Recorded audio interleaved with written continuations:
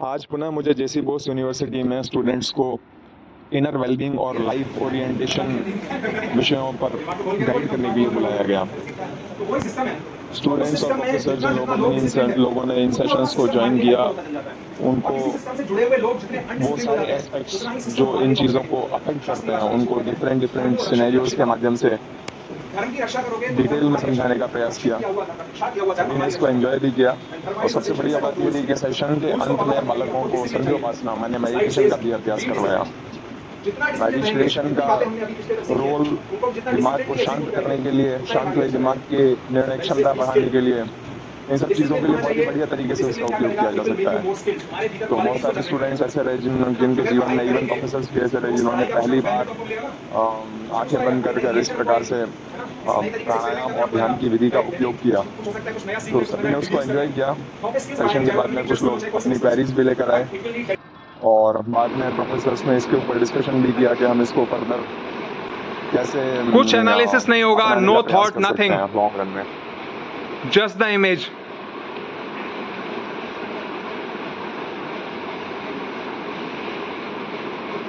जैसे ही इमेज जाने लगे, फेड होने लगे, फिर से एक सांस बाहर। He was still more accurate, right? तो डायरेक्शन का इतना फर्क पड़ता है, ओरिएंटेशन का बहुत फर्क है। तो ओरिएंटेशन पे हमको बहुत ध्यान देना चाहिए। ओरिएंटेशन और इनर वेलबींग, ये दोनों चीजें आपस में जुड़ी हुई हैं। और उससे पहले हमको एक चीज समझनी पड़ेगी, जो ये हमको क्यों समझना पड़ेगा, क्योंकि हम उन फैक्टर्स को समझने की कोशिश कर रहे हैं जो इन दोनों को बिगाड़ने की कोशिश करेंगे, राइट? ये दिखाई दे रहा है क्या सबको? हाँ, नहीं दिखाई दे रहा? इसको नहीं दिखाई दे रहा, आगे आ जाओ। तो this slide says you are unique, embrace your journey. हम लोग जो है वो सारे लोग एक समान होते हैं, अलग अलग होते हैं। ये करना पड़ेगा। हम लोग एक समान है, अलग अलग है? अलग अलग है। पांचों को क्या बराबर नहीं होती है ना? अच्छा, हमको बनाया, ऐसा मान लेते हैं एक बार को भगवान ने हमको बनाया, ठीक है? तो हमको हमारी यूनिक क्वालिटीज, यूनिक प्रॉपर्टीज के साथ में बनाया, या फिर किसी के रिलेशन में, किसी के कंपैरिजन में हमको बनाया? खुद की छवि में बनाया। और कोई, जैसे समझ लीजिए इनको जन्म देना है, तो मान लो जन्म देने वाला भगवान है, तो भगवान सोचेगा यार ये चार ऐसे हैं या ऐसी हैं, पांचवा ऐसा बनाता हूं। तो वैसा बनाया, या फिर क्योंकि मैं यूनिक हूं इसलिए मुझे यूनिक बनाया? क्या लगता है? आप कुछ भी बोल सकते हो जो आपके दिमाग में आ रहा है, क्योंकि दिमाग में कुछ ना कुछ तो आ रहा होगा, और क्या आ रहा है उसी से मुझे पता चलेगा कि हम किस दिशा में जा रहे हैं। मुझे भी तो ओरिएंटेशन देखना है ना। हाँ जी, यूनिकली बनाया या फिर कंपैरिजन में बनाया? हाँ, यूनिकली बनाया। अच्छा, यूनिकली अगर बनाया होगा तो किसी चीज के बेसिस पे बनाया होगा या फिर वैसे ही बना दिया होगा? बेसिस होना चाहिए हर चीज का, है ना? बेसलेस कुछ भी नहीं होता, अकारण कुछ भी नहीं होता। हमारी जो इनहेरेंट प्रॉपर्टीज हैं, जो हमने एक्यूमुलेट करी हैं, चाहे वो हमारी मेमोरीज के रूप में हो, चाहे हमारे बिहेवियर के रूप में हो, चाहे हमारे संस्कारों के रूप में हो, उसके बेसिस पर हमको बिल्कुल एकदम यूनिकली बनाया। नहीं तो सबके अलग अलग होने का कोई कारण नहीं रहता। किसी भी फैक्ट्री में एक मशीन में एक बार डाई सेट करने के बाद में खटाखट खटाखट खटाखट प्रोडक्ट्स निकलते चले जाते हैं। ऑल आर सेम, सारी सिरिंज सेम, मनुष्य वाली सेम, भैंस वाली अलग रहती है, पशुओं वाली मोटी रहती है ना? पर एक डाई में से निकली हुई सारी सिरिंज सेम रहती हैं। बट यहाँ कोई सेम नहीं है, एवरीवन इज यूनिक। और उस यूनिकनेस का कारण भी हमारे भीतर ही है, क्योंकि हमको जो जन्म मिलेगा वो हमारी प्रॉपर्टीज, हमारी मेमोरीज, हमारे बिहेवियर्स, हमने जो किया था, जिस तरीके के रिजल्ट्स हमको मिल रहे हैं, उसके बेसिस पर हमको मिलेगा। हमारा जन्म हमारी ही डूइंग्स का परिणाम है, ऐसा हम कह सकते हैं। इसीलिए यूनिक है, अदरवाइज यूनिक होने का और कोई कारण नहीं था, right? This says you are not created in comparison to anyone else. Your path, your purpose and your potential are uniquely yours to discover and fulfil, right? तो जब हमको ये बात समझ में आ जाती है कि अपन यूनिक है, तो उसके बाद में एक दूसरे से जो तुलना करी जाती है, उस तुलना की कोई वैल्यू बचती है कि नहीं बचती है? तो ये तुलना तो अच्छी है कि मतलब कुछ लोग क्लास में जल्दी आते हैं, कुछ लोग क्लास में लेट आते हैं, वो अपने आप में एक तुलना है, वो तुलना तो होनी चाहिए, है ना? तो तुलना जो है एक दूसरे के साथ में जो हम करते हैं, वो किस चीज की करते हैं मोस्टली? हाँ, मार्क्स की और पैसों की, दिखावे की और, हाँ बोलो बोलो बोलो, सबको बहुत कुछ पता है। पैसों की, मार्क्स की, दिखावे की, किस किस चीज की तुलना करते हैं? हाँ, बिहेवियर की, वेरी गुड। और किसकी तुलना करते हैं? या प्लीज कमेंट, आप बस यहीं बैठ जाए, ज्यादा दूर क्यों जाना है? और किसकी तुलना करते हैं? फिजिकल अपीयरेंस की तुलना करते हैं, है ना? बिलोंगिंग्स की तुलना करते हैं, फिजिकल अपीयरेंसेस की तुलना करते हैं, चीजों की बात की तुलना करते हैं, कपड़ों की तुलना करते हैं, घर की तुलना करते हैं, है ना? अपीयरेंसेस की तुलना करते हैं, अपन तुलना करते हैं। और लेकिन अगर हम यूनिक हैं और हमारे ही कारण यूनिक हैं, तो तुलना करने का कोई कारण बचता है क्या? देखो, तुलना अगर करनी है तो तुलना होनी चाहिए कैरेक्टर की, राइट?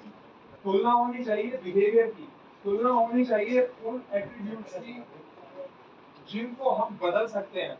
मैं सच बोलता हूँ या नहीं बोलता हूँ, ये मेरा एट्रीब्यूट है, मैं इसको बदल सकता हूँ, अपने हिसाब से बना सकता हूँ। मैं ऑनेस्ट हूँ नहीं हूँ, ये मेरा एट्रीब्यूट है। हाँ, मैं ट्रस्टवर्दी हूँ कि नहीं हूँ, ये मेरा एट्रीब्यूट है। मैं तुलना करूँ कि मैं दूसरे के मुकाबले ज्यादा ट्रस्टवर्दी हूँ या फिर दूसरे मेरे मुकाबले ज्यादा ट्रस्टवर्दी हैं। विडू का हमको करना चाहिए कंपैरिजन, मैं ज्यादा सच बोलता हूँ या फिर ये ज्यादा सच बोलता है। हाँ, वो है तुलना का पक्ष, क्योंकि वो हमारे हाथ में है। अगर मेरे पिताजी के पास में छोटा घर है या मेरे फ्रेंड के पिताजी के पास में बड़ा घर है, मेरा बर्थ उस घर में हुआ है बिकॉज आई डिजर्व दैट, लेकिन उसके बाद में सारा जीवन में दूसरों का छीन कर बिताऊंगा या फिर अपनी मेहनत से बिताऊंगा, मैं सच बोलूंगा या नहीं बोलूंगा, वो मेरा एट्रीब्यूट है।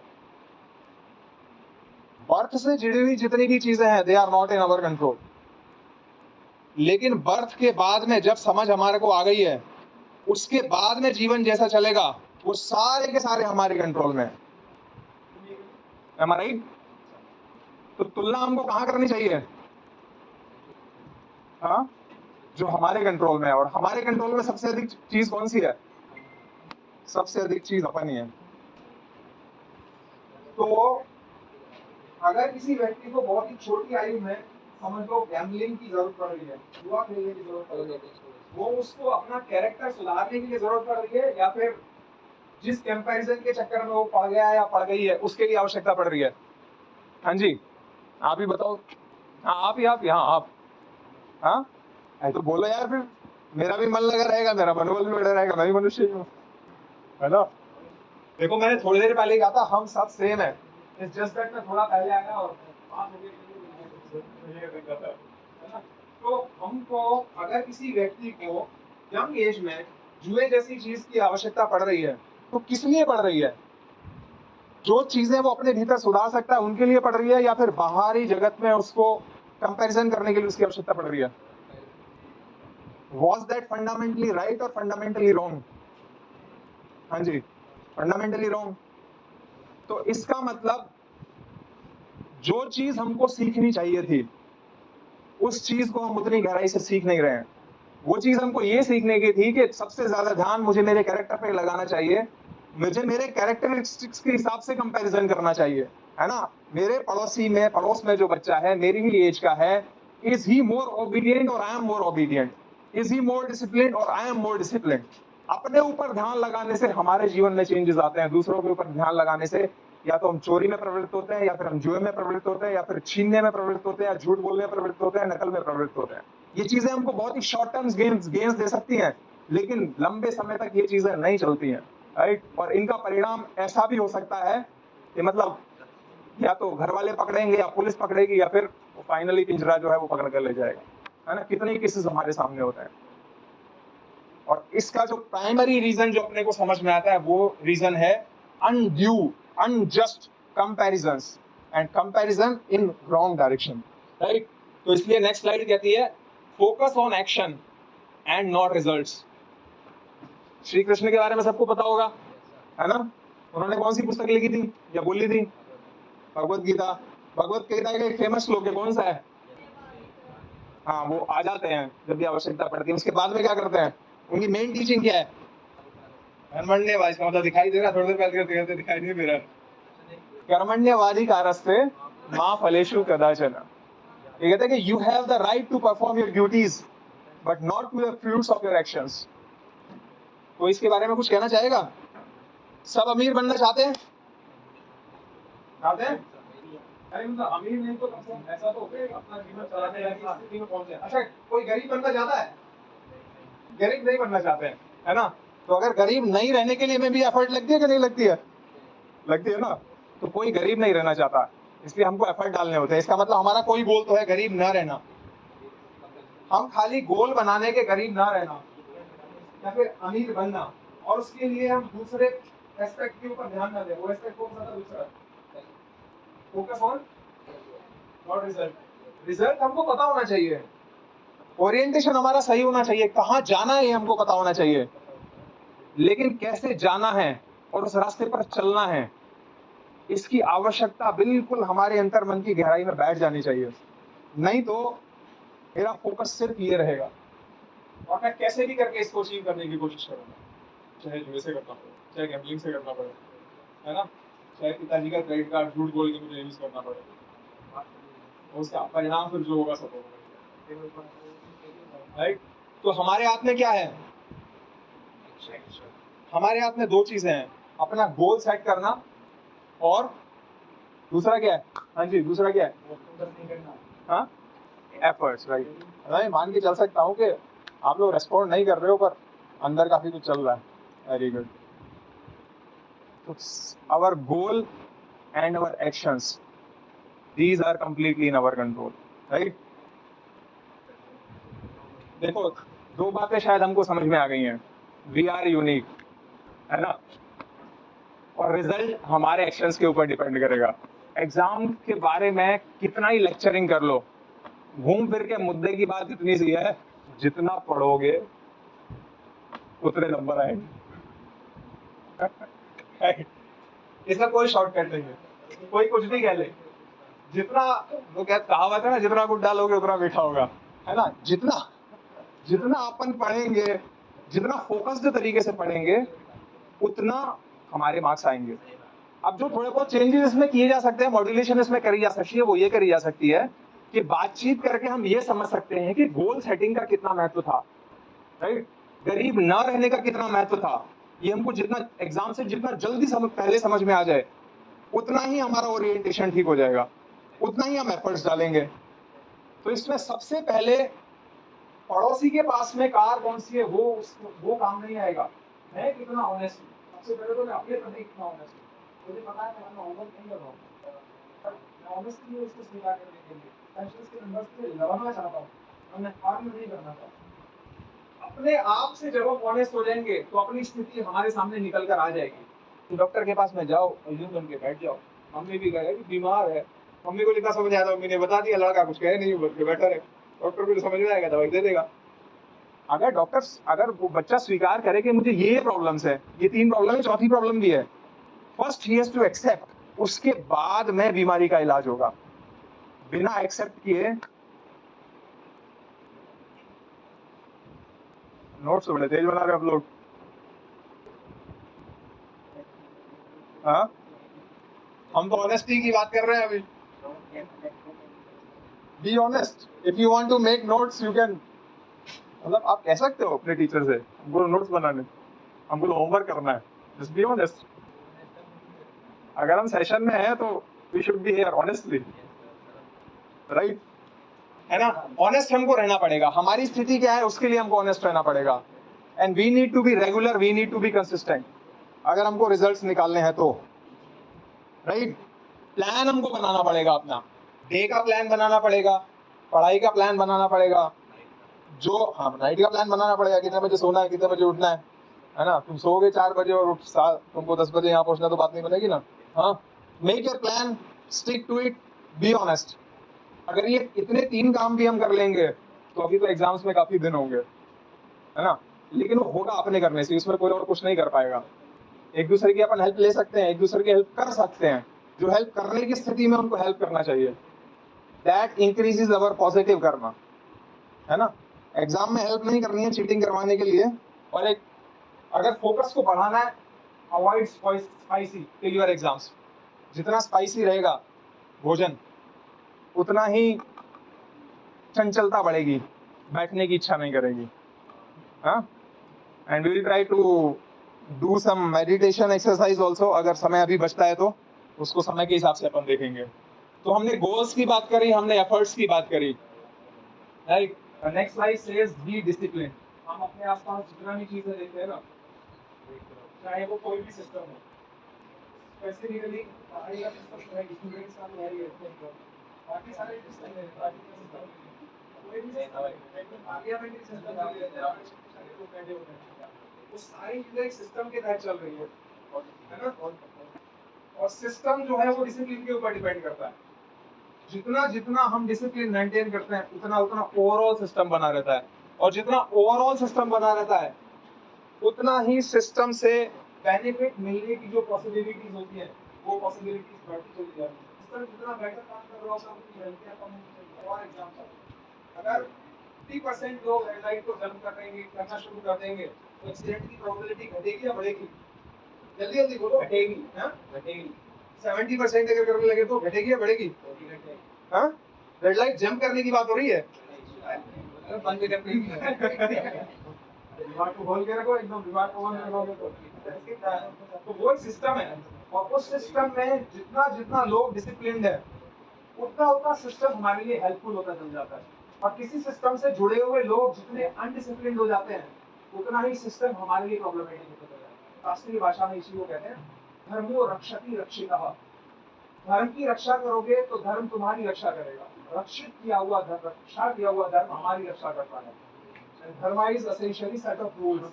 रूल्स को फॉलो करने के लिए हमको डिसिप्लिन चाहिए। Right says be discipline. जितना डिसिप्लिन रहेंगे, जितनी बातें हमने अभी पिछले तक सीखी हैं उनको हम जितना डिसिप्लिनली एग्जीक्यूट करेंगे उतना ही हमारे लिए अच्छा रहेगा। Then it says be skilled. Discipline होना चाहिए। वो डिसिप्लिन क्या करेगा? It will make you more skilled. तुम्हारे भीतर क्वालिटीज को जनरेट करेगा, है ना। अगर पढ़ाई करेंगे तो उस पढ़ाई का कुछ ना कुछ बेनिफिट तो हमको मिलेगा ना, कुछ ना कुछ तो आएगा, कोई नई रिएक्शन हमको आएगी, है ना, किसी नई तरीके से एक्सपेरिमेंट करने हमको आएगा। राइट, मे बी हम कुछ हो सकता है कुछ नया सीख लें, कुछ नया डिड्यूस कर लें, तो अपने स्किल्स बढ़ाएंगे, चाहे वो कम्युनिकेशन स्किल हो, चाहे कोई सा भी स्किल्स हो। But it will need dedication, it will need honest efforts. तो ये तभी होगा जब हम एक डिसिप्लिन को मेंटेन करेंगे। बिना डिसिप्लिन को मेंटेन करने के लिए क्या बोलते हैं वो, उसका हवाई किले बनाना, है ना, एक मुहावरा होता है हवाई किले बनाना। तो बिना डिसिप्लिन के सारी थिंकिंग हमारी हवाई किले जैसी हो जाती है। तो we need to be discipline, that's our requirement. Be healthy, ये बहुत जरूरी है। अनहेल्दी व्यक्ति का एनर्जी लेवल बहुत ही कम होता है। पंखा चल रहा है, एनर्जी चल रहा है, घर में चलता रहता है ना, अरे यार वो कौन से वाले गैस की लाइट आती है, दूसरे वाले तीसरे वाले में लगा दो, वहां पे तेज आ जाएगा, पंखा तेज हो जाता है। Everything depends on energy. जितना हमारा हेल्थ बढ़िया रहेगी उतना हमारी एनर्जी अच्छी रहती है। जितना शरीर मजबूत रहता है उतना ही मन मजबूत रहता है। जब ऑनेस्टी के रास्ते से हटने की सिचुएशंस बनने लग जाती हैं तो हमारा आत्मिक बल काम आता है, स्ट्रेंथ काम आती है, एनर्जी काम आती है, ऊर्जा काम आती है, पावर काम आती है। वीक व्यक्ति ना तो अपने लिए कुछ कर सकता। सिंपल सा एग्जांपल ले लेते हैं, आप फ्रेंड सर्कल में हो, 4 लोग हैं, कोई समस्या हो जाती है, कोई छेड़छाड़ की समस्या हो जाती है, जो व्यक्ति सबल होगा वही कुछ कर पाएगा, अपनी रक्षा कर पाएगा, अपने साथियों की रक्षा कर पाएगा, है ना। मेरे जैसा दुबला पतला होगा उसको सोचना पड़ेगा एक आध बार तो, हाँ।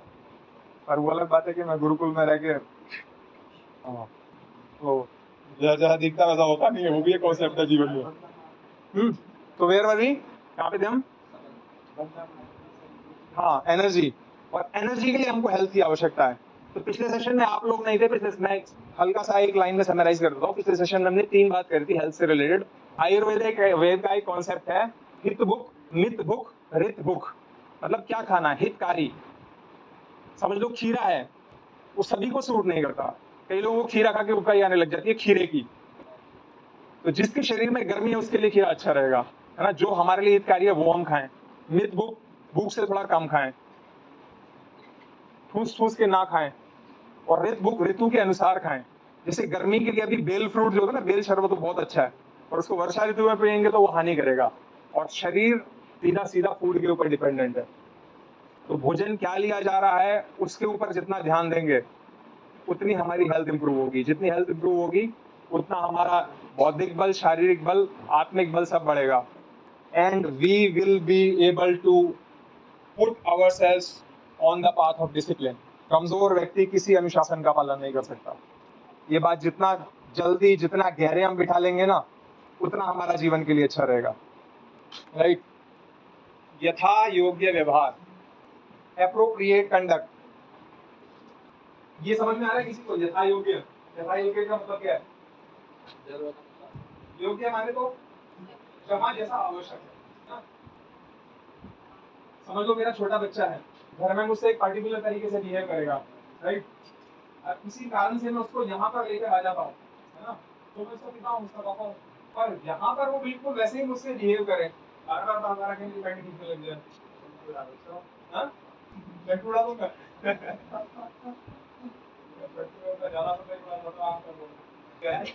किंतु हाथ से मारने ज्यादा काम करता है, आँख से मारने ज्यादा काम करता है ना? तो वो बच्चा, अगर मेरा ही बच्चा यहाँ पर आकर उस तरीके से बिहेव करने लग जाएगा तो वो प्रैक्टिकली चल पाएगा क्या? आप लोगों को उसको देखकर अच्छा लगेगा, बुरा लगेगा? खराब लगेगा। और तो मैं उसका पिता हूँ, वहाँ भी मैं उसका पिता था, यहाँ भी मैं उसका पिता हूँ। यहाँ व्यक्ति नहीं बदला है, सिचुएशन बदल गई है। तो सिचुएशन के हिसाब से यथा योग्य व्यवहार, जैसी किसी व्यक्ति के साथ में डील हमको करना चाहिए, जैसा किसी सिचुएशन में डील करना हमको करना चाहिए, वो अपन जितना जल्दी सीख लेते हैं उतना जल्दी हम सिस्टम के हिसाब से ढल पाते हैं। तो यहाँ पर सबसे मुख्य बात है, वो मुख्य बात है आवर टीचर्स। हमको टीचर्स से अधिक एक्सट्रैक्ट करने के लिए अपना व्यवहार उनके प्रति कैसा रखना चाहिए, वो हम जितना जल्दी सीख लेंगे, जितना जल्दी हम टीचर्स के हिसाब से अपने आप को ढालेंगे, उतना ही हमारे प्रोग्रेस के लिए अच्छा रहेगा।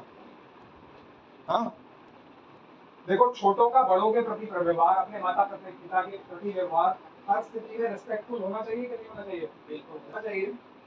क्या ऐसा हुआ कि जब रामचंद्र जी को युवराज बना दिया जाता है तो उसका व्यवहार हुआ पिताजी के बार-बार काम सुनने वाला था, और जब उन्होंने ही पिताजी ने उनको वनवास दे दिया तो लठ लेकर वो झगड़ा करने लग पड़ा। ऐसा हुआ क्या?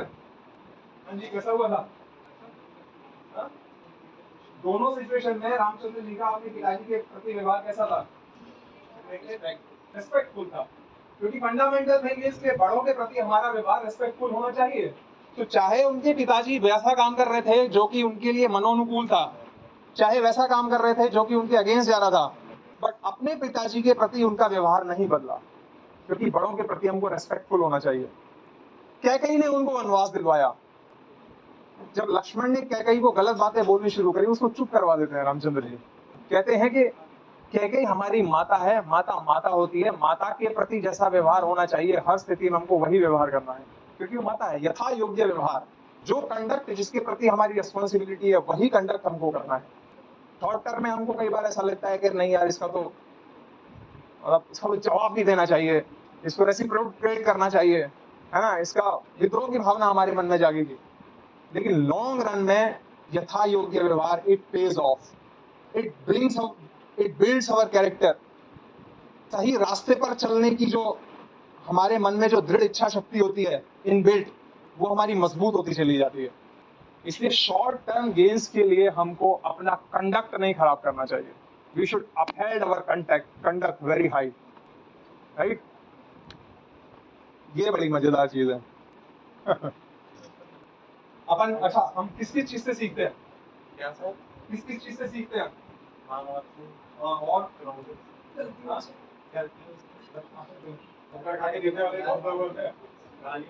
और किससे सीखते हैं? बुक से सीखते हैं, है ना? तो इससे एक बात समझ में आती है, चाहे बुक्स हो चाहे गलतियां हो, देखो गलतियां अगर हम अकेले होंगे संसार में तो गलती कर रहे होंगे क्या?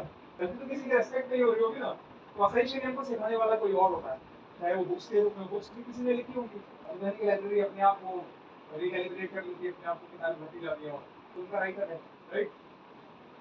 जो जितना दूसरों से सीखता चला जाता है यूँ समझ लो उसका लाइफ टाइम पता ही बढ़ रहा है। वो चीज़ मुझे 3 साल में सीखनी थी, वो अपने सर से अपने सीख लूँ, उनकी 3 साल की नॉलेज से मिलती थी, राइट? तो एल्डर्स का हमारे जीवन में बहुत महत्व है और कई बार हम उसको बहुत ही हल्का करके आंकते हैं एल्डर्स के महत्व को। 60 साल का व्यक्ति सोचो, 40 साल का उसके पास में एक्सपीरियंस है। हमारी 4 महीने की प्रॉब्लम को वो 4 मिनट में सॉल्व कर सकता है वो व्यक्ति। बट या तो हमारा उसके ऊपर ट्रस्ट नहीं है, या हमारा उसके साथ में कनेक्ट नहीं है, या फिर एक जनरेशन गैप की वजह से हम उनको थोड़ा सा अवॉइड करके चलते हैं, क्योंकि उनका तरीका अलग है। लेकिन एक बात हम भूल जाते हैं, उनका तरीका चाहे कितना ही पुराना हो, लेकिन उनकी केयर की भावना नित्य नई होती है। उनकी केयर की भावना कभी पुरानी नहीं होती। बड़े लोगों की, अपने बच्चों की, छोटों की के लिए, घर में चाहे वो बड़े हों, स्कूल कॉलेज में चाहे टीचर्स हों, मतलब सभी लोग एक समान नहीं होते, कुछ खड़ूस भी होते हैं, मैं वैसा तो नहीं कहूंगा, बहुत ज्यादा हो सकते हैं, है ना, और कुछ बहुत ज्यादा अच्छे भी हो सकते हैं। तो खड़ूस वालों का अपना यथा योग्य व्यवहार है, उनसे भी काम निकलवाने का तरीका है ना। तो ये एक ऐसा एस्पेक्ट है, आपके जीवन में बहुत काम आ सकता है अगर आप इसको बढ़िया तरीके से यूज करोगे तो। One of the aspect of today session is life orientation. बड़े हमको लिमिटलेस चीजें हैं जिनमें वो हेल्प कर सकते हैं, पर हम उनकी हेल्प ले नहीं पाते हैं, और वो हेल्प करने के लिए हमेशा तैयार होते हैं। मतलब ये अपना अपना वो एक्सपीरियंस भी बता रहा हूँ, ऐसा नहीं अपन ने ठोकर खा के नहीं सीखा है, गलतियां करके नहीं सीखा है। The next thing that helps is socialising. अच्छा, आपको यहाँ से निकलने के बाद में जो जॉब मिलेगी उसके अंदर किस किस चीज का फैक्टर रहेगा? पढ़ाई, एकेडमिक्स का रहेगा, राइट। आपने अपने प्रैक्टिकल्स कितने बढ़िया तरीके से करें, लैब प्रैक्टिस कितनी बढ़िया तरीके से उसका रहेगा, मतलब कितने आप कितने स्किल्ड हैं, ये सारी चीज है। लेकिन कहीं एक दूसरा बच्चा है जो इनमें थोड़ा थोड़ा सा कम था, लेकिन आपका रिज्यूमे सर्कुलेट करने वाले 3 ही लोग हैं और उसके पास में रिज्यूमे सर्कुलेट करने वाले 30 लोग हैं, प्रोबेबिलिटी किसकी ज्यादा रहेगी? तो सोशल कनेक्शंस इस तरीके से भी पे ऑफ करते हैं, लेकिन फिर भी मैं इसको काफी छोटा वाला बेनिफिट मानता हूँ। बट चूंकि आप में से हो सकता है कुछ लोग निकल जाएं, कुछ इंडस्ट्री की ओर जाएं, कुछ आगे पढ़ाई की ओर जाएंगे, बट तो ये भी एक इम्पोर्टेंट एस्पेक्ट है, रिसर्च की ओर भी जा सकते हैं। सर में पढ़ाई का पार्ट तो आ ही जाता है ना। तो सोसाइटी एक ऐसी चीज है, सोशलाइजिंग एक ऐसी चीज है जो हमको उन खतरों से बचाती है जिन खतरों की वजह से कुछ लोग क्विट नहीं कर जाते हैं। आप विचार करके देखो, अगर कोई व्यक्ति जीवन से क्विट कर रहा है तो इसका मतलब कुछ ना कुछ ऐसा है जो उसके दिमाग में निरंतर चल रहा है, 1 महीने से, 2 महीने से, 4 महीने से, 6 महीने से, और उसको शायद उस चीज का आंसर नहीं मिल रहा। सोसाइटी में बहुत तरीके के लोग, उससे भी डिपेंड करता है कि तुम्हारे कनेक्शन में जितने हमारे सोसाइटी में कनेक्शन होंगे, जितने अलग अलग तरीके से कनेक्शन होंगे, उतना ही इस बात की संभावना बढ़ेगी कि हमारी प्रॉब्लम का सॉल्यूशन किसी के पास में है। इससे इस बात की संभावना भी बढ़ेगी कि मैं अधिक से अधिक लोगों से जाके बात करूंगा, कनेक्ट करूंगा, और मेरे दिमाग के अंदर जो थिंकिंग टॉपिक्स हैं, जो डिस्कशन टॉपिक्स हैं, वो भी कंटिन्यूअसली बदलते रहेंगे। अपन टीवी पर एक चैनल लगा के या फिर एक ही मूवी लगा के कितना ही अच्छा क्यों ना हो, कुछ देर में बोर हो जाएंगे, नहीं हो जाएंगे। लेकिन अगर मेरे पास में ऑप्शन है कि जैसे ही मैं बोर हूं मैं उसको चेंज कर सकूं, तो मेरी एंटरटेनमेंट बढ़ेगी, या फिर एक को स्टिक करने की मेरी मजबूरी हो जाए, तब चूज करने की ऑप्शन जब रहेगी, राइट। तो वैसे ही when we have just one topic, this gets tired, और जितना जितना ये थकता जाता है उतना उतना हम निराश होते चले जाते हैं, और वो निराशा और हताशा हमको अंततः क्विटिंग की ओर भी लेकर जा सकती है। तो अपन ऐसा ना करें कि यहाँ पर आए और घर चले जाएं, घर पे अपना कमरा, यहाँ पे क्लासरूम, घर पे अपना कमरा, यहाँ पे क्लासरूम, वैसा नहीं करना हमको। जितना कनेक्ट होंगे लोगों से, जितने डिस्कशंस करेंगे, जितने व्यू पॉइंट्स मिलेंगे, उतना ही ये फ्रेश बना रहेगा, और जितना ये फ्रेश बना रहेगा उतनी इसकी थकान कम होगी और जीने की जिजीविषा बनी रहेगी, राइट। तो सोशल कनेक्शंस हमको बहुत फायदा करते हैं, चाहे वो हमारे हेल्थ इश्यूज हो, चाहे हमारे स्टडी इश्यूज हो, चाहे स्पिरिचुअल इश्यूज हो, चाहे जीवन में आगे बढ़ने की संभावनाएं हो। हमको अभी समझ में नहीं आता है, लेकिन जैसे जैसे जीवन आगे बढ़ता है वैसे वैसे हमको समझ में आता है। Society is very important. Inner wellness and life orientation, right. अच्छा, अगर मैं इस पंखे को चला के छोड़ दूं, चलता रहे चलता रहे चलता रहे चलता रहे चलता रहे, तो ये गर्म होगा कि नहीं होगा? हो जाएगा। हाँ जी, हो जाएगा। और में भी हो सकता है, जल भी जाए, वैसा भी हो सकता है। जल जाएगा, जल जाएगा। 4 दिन के लिए चला के छोड़ दूं, जल जाएगा? जलने की संभावना ज्यादा रहेगी। पर वहीं अगर मैं इसको चलाऊं और इसको बंद करूं, चलाऊं और इसको बंद करूं, तो हो सकता है कि ये 4 साल में भी ना चले। फिजिकल वर्ल्ड में जितनी भी चीजें हैं जो क्रिएट होती हैं और डिस्ट्रॉय होती हैं, दे लूज एनर्जी। हर चीज को रिचार्ज होने की, रिकैलिब्रेट होने की आवश्यकता पड़ती है। वही स्थिति हमारे दिमाग की है, वही स्थिति हमारे मन की है, हर चीज की वो स्थिति है। तो अपन शरीर के लिए, पेट के लिए, मसल्स के लिए हमारे पास में बहुत सारा तरीके का फूड है, लेकिन अपने थॉट्स के करेक्शन के लिए, या फिर हमारा जो दिमाग थक रहा है, हमारा जो मन थक रहा है, उसके लिए हमारे पास में कोई तरीका है क्या? हाँ जी, है कुछ? हाँ जी, क्या? हाँ, मेंटल एक्सरसाइजेस लाइक दूसरी चीज करना, दूसरी चीज कर लेना। हाँ ठीक है, पर उससे वो रेस्ट मिलेगा क्या जो मिलना चाहिए? मेडिटेट करना होता है। ठीक है, तो आज हम लोग थोड़ी देर में, जो थोड़ा समय बचा हुआ है, यहाँ पर कुछ ट्राई करेंगे। हाँ? और हम ये देखेंगे कि हमारा निरंतर चलता हुआ दिमाग कुछ थोड़ी बहुत देर के लिए रेस्ट पा पाता है कि नहीं पा पाता? ट्राई करें अपन। हाँ, मेडिटेशन और प्राणायाम, इन दोनों से हमारा सिस्टम शांत होता है। नर्वस सिस्टम हमारा 2 पार्ट्स में हम उसको डिवाइड करते हैं, sympathetic nervous system, parasympathetic nervous system, right? Sympathetic is fight and flight, anger mode. Parasympathetic is eat and rest, हाँ, जो काम डाउन करता है हमको। तो ब्रीदिंग एक्सरसाइज, प्राणायाम और meditation, it works as a food for the parasympathetic nervous system. हमको धीरे धीरे धीरे धीरे कूल डाउन करते चले जाते हैं। हाँ, वो कहते हैं ना कि मतलब खून में उबाल तो होना चाहिए, पर दिमाग में शांति भी होनी चाहिए, जोश के साथ में होश भी होना चाहिए, राइट? खून की गर्मी जब दिमाग में चढ़ने लग जाती है तो समस्याएं खड़ी होने लग जाती है। खून में तो उबाल होना चाहिए, दिमाग ठंडा होना चाहिए। तो दिमाग को ठंडा होने के लिए उसको रेस्ट देना बहुत जरूरी है, राइट? तो ट्राई करें अपन। हाँ, टाइम के हिसाब से अपन 4 चीज ट्राई करेंगे, ठीक है? तो तरीका मैं आपको बता देता हूँ। चारों चीजों में हम जो तरीका यूज करेंगे, वो तरीका ये रहेगा, हम एक्सहेल करेंगे। एक्सहेल करने में 2-3 सेकंड लगेंगे। हाँ, जैसे कि पूरा एक्सहेल करेंगे, पेट पूरा खाली हो जाएगा, पैल्विक एरिया पूरा खाली हो जाएगा, तो पूरी हवा बाहर चली जाएगी। ठीक है, ये चारों में कॉमन रहेगा। 4 में इसलिए करवाऊंगा ताकि आप डिफरेंशिएट कर सको, और दूसरा आप अपने कंफर्ट लेवल के हिसाब से चूज कर सको, राइट? तो अभी तक मैंने क्या बताया? पूरी सांस बाहर, पूरी हवा बाहर निकालना। हाँ, डायाफ्राम से नीचे तक की पूरी सारी हवा बाहर निकल जाएगी। गुलाब सबने देखा है? हाँ, फर्स्ट एक्सरसाइज में जैसे ही सांस बाहर निकलेगी, हमारा फोकस यहाँ पर आएगा और हम will try to remember the गुलाब का फूल, द रोज। हाँ, और हमको उसकी प्रॉपर्टीज के ऊपर थिंक करना है। ध्यान से सुनना, उसकी प्रॉपर्टीज के ऊपर थिंक करना है, डेलिबरेटली थिंक करना है। उसका कलर के ऊपर, उसका शेप के ऊपर, उसके पंखुड़े के ऊपर, काउंटिंग के ऊपर, whatever thinking you can do, just think. जैसे ही आपकी थिंकिंग वहां से हटे, अगेन डू द ब्रीथिंग, और फिर से वही काम चालू कर देना। गुलाब यहाँ रहेगा, ठीक है? पहला समझ में आ गया? अब मैं दूसरा बता रहा हूँ, 2 होने के बाद में फिर से मैं बताऊंगा। दूसरे में गुलाब तो आएगा, बट उसके बारे में कोई थॉट नहीं रहेगा, no thought about it, just the gulab, just the image of gulab, no thought, कोई थॉट नहीं रहेगा। ठीक है, पहले और दूसरी का अंतर समझ में आ गया? दोनों में जो सिमिलरिटी है वो सिमिलरिटी भी समझ में आ गई।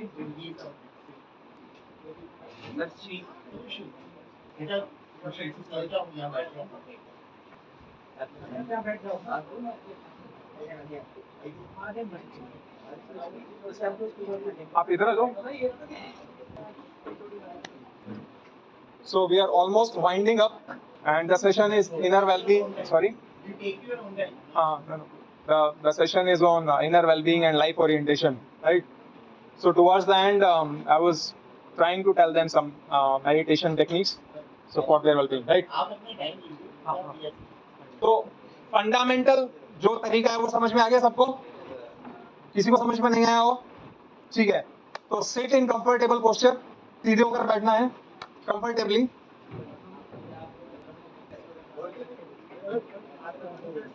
अगले 10 सेकंड्स में सब लोग रेडी रेडी होने की कोशिश करें। Sit comfortably, sit straight, close your eyes gently, कहीं भी कोई प्रेशर नहीं डालना है, right? Neither on your eyes, neither on your forehead, कहीं भी कुछ नहीं, no strain, no stress, just sit comfortably. आंख बंद करेंगे, सांस को पूरा बाहर फेंकना है, diaphragm, stomach, pelvic area, everything, तेजी से, है ना? Bring in the picture that we talked about and start analysing it. जब वो एनालिसिस बंद हो जाए या इमेज हट जाए, डू इट अगेन। 3 बार करेंगे अपन।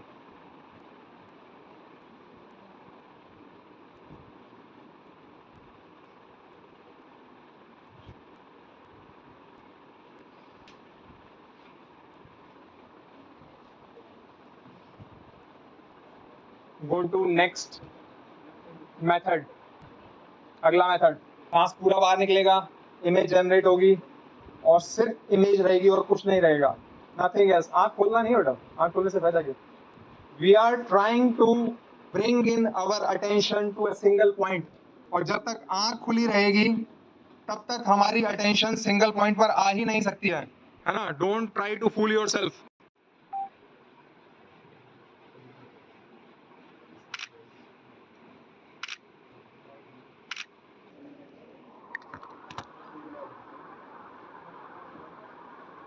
अरे यार वो तो है ही डिसिप्लिन हो। Alright done. अच्छा क्वेश्चन, पहले और दूसरे प्रोसेस में किसी को कुछ अंतर मालूम हुआ क्या? Any difference in first and second method? हाँ जी ठीक है, हाँ जी आपके लिए सेम था। हाँ ठीक है, एनीवन एल्स? हाँ जी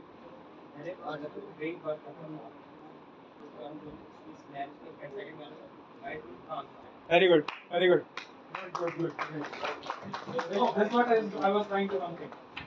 अपन का काम था ब्रेन एक्टिविटी को रोकना, है ना? तो चाहे मैं आंख बंद करके बैठा हूँ और उस आंख बंद करके बैठने में अगर मैं कुछ सोचता जा रहा हूँ, किसी चीज को एनालाइज कर रहा हूँ, मेरी बॉडी तो रेस्ट में आ रही है लेकिन मेरा ब्रेन रेस्ट में नहीं आ रहा। अपना अल्टीमेट पर्पस है ब्रेन को रेस्ट देना, ठीक? तो ब्रेन को रेस्ट देने के लिए हमको थॉटलेस स्टेट में जाना पड़ेगा, राइट? तो अब हम एक और एक्सरसाइज करेंगे, बेसिक प्रेमिसेस उसमें सेम ही रहेगा और वो प्रेमिसेस है सांस को बाहर निकाल देना है, ठीक? इसके बाद जब सांस बाहर निकलेगा, will bring our attention to forehead. सांस को जब तक कठिनाई ना हो तब तक अंदर आने का प्रयास हमको बिल्कुल नहीं करना है। What it is going to do, that it is going to generate a blank state for you. You need to retain that blank state, right? पहले गुलाब था, अब गुलाब भी नहीं रहेगा, सिर्फ एक blank state रहेगी। उस blank state को हमको retain करना है on our forehead. No single point. Single point से शुरू में strain होने लग जाता है। जितनी देर तक हम उसको retain कर पाएंगे, it's well and good. Otherwise, we'll again do the breathing exercise, है ना? And we'll attain the blank state and we'll maintain the blank state. करें? करें? All right. And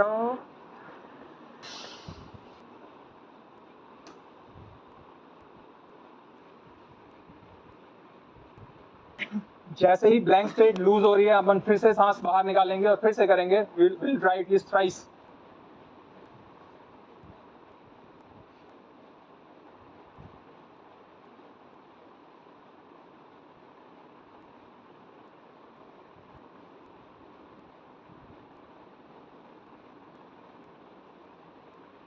ओके, कोई ऐसा है जो ये कह सकता है कि हाँ मैं कुछ सेकंड्स के लिए मेरे पास में एक ब्लैंक स्टेट रही, no thought, no colour, nothing?